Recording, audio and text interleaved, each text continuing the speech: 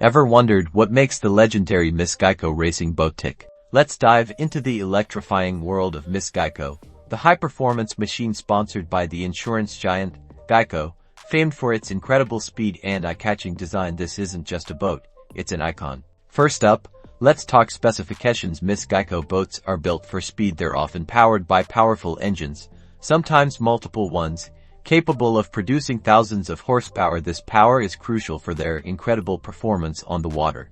The design is also a key element. Notice the low profile, the sharp angles, and the use of lightweight materials like carbon fiber. These all contribute to reducing drag and maximizing speed. The cockpit is built specifically around the safety of the driver and throttleman. It's not your average day at the marina. The Miss Geico is a specialist. Regular boats are for cruising. This one is only for the race to win. These boats compete in offshore powerboat racing, battling it out against other speed demons in races across vast stretches of water. They're known for their heart-stopping speeds, often exceeding 180 miles per hour.